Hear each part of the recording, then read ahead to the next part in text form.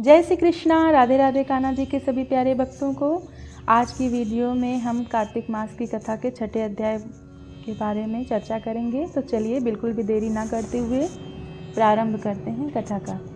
नारद जी ने कहा, जब 2 घड़ी रात शेष रह जाए तब तिल, कुश, अक्षत, चंदन आदि लेकर शुद्ध होकर जलाशय पर जाएं। नहर की अपेक्षा नदी में स्नान करने से 10 गुना फल मिलता और नदी की अपेक्षा संगम पर स्नान करने से 10 गुना फल मिलता है और तीर्थ पर स्नान करने से इन सबसे दुगुना फल होता है। स्नान से पहले भगवान का ध्यान करके स्नानार्थ संकल्प करें। फिर तीर्थ में उपस्थित देवताओं को क्रमशः एवं आचमनीय आदि देवे। अर्थ मंत्र यह है, हे कमलनाथ आपको नमस्कार है, हे जलसाई भगवान आपको नमस्कार है, हे ऋषिकेश आपको प्रणाम है। मेरे दिए हुए अर्घ को आप ग्रहण करें। बैकुंठ, प्रयाग तथा बद्रिकाश्रम में जहाँ कहीं भगवान विष्णु गए वहाँ उन्होंने 3 प्रकार से अपना पैर रखा था। वहाँ पर ऋषि वेद यज्ञों के सहित समस्त देवता मेरी रक्षा करते हैं। हे जनार्दन, हे दामोदर, हे देवेश, आपको प्रसन्न करने के लिए मैं कार्तिक पक्ष में विधिवत प्रातः स्नान कर रहा हूँ। आपकी कृपा से मेरे समस्त पाप नष्ट हो जाएं। हे हरे, कार्तिक मास में व्रत तथा विधि पूर्वक स्नान करने वाला मैं अर्घ देता हूँ।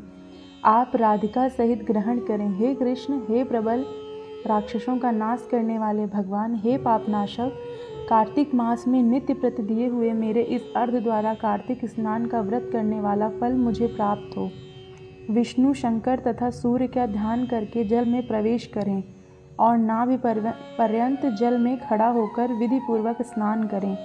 गृहस्थी तिल और आंवले का चूर्ण लगाकर, विधवा स्त्री व जति तुलसी की जड़ की मिट्टी लगाकर स्नान करें। सप्तमी, अमावस्या, नवमी, त्रयोदशी, द्वितीया, दशमी आदि तिथियों को आंवला तथा तिल से स्नान नहीं करना चाहिए।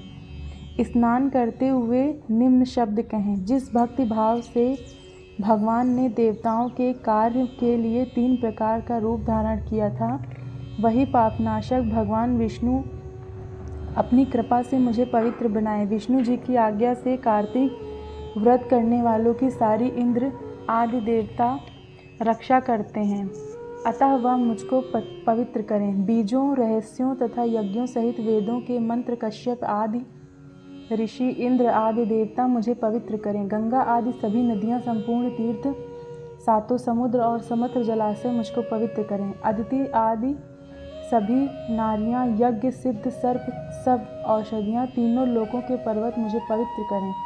इन शब्दों को कहकर स्नान करने के पश्चात व्रती हाथ में पवित्री धारण करके देवता, ऋषि, मनुष्य तथा पितरों का विधिवत तर्पण करते समय जितने भी तिल तर्पण में रहते हैं उनसे वर्ष पर्यंत व्रती के पितृगण स्वर्ग में वास करते हैं। तत्पश्चात व्रत करने वाला जल से निकलकर शुद्ध वस्त्र पहने और प्रातःकाल के सब कृत्यों से निवृत्त होकर पुनः भगवान विष्णु का पूजन करे। समस्त तीर्थों के सारे देवताओं का स्मरण करके भक्तिपूर्वक सावधान होकर चंदन, फूल और फलों सहित भगवान विष्णु को फिर अर्घ देवे।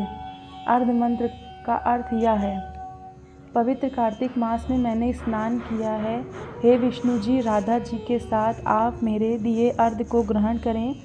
पश्चात चंदन, फूल और तांबूल आदि से वेद पाठी ब्राह्मणों का श्रद्धापूर्वक पूजन करें और बार बार साष्टांग प्रणाम करें। ब्राह्मणों के दाएं पैर में तीर्थ रहते हैं, मुख में वेद और सारे अंगों में देवता निवास करते हैं। अपने कल्याण की कामना रखने वाले लोग न इनका अपमान करें और न इनके साथ विरोध करें। फिर एकाग्रचित से भगवान विष्णु की प्यारी तुलसी का पूजन करें, उनकी परिक्रमा करें तथा उनको प्रणाम करें। हे देवी, हे तुलसी, देवताओं ने ही प्राचीन काल से तुम्हारा निर्माण किया है और ऋषियों ने तुम्हारा पूजन किया है।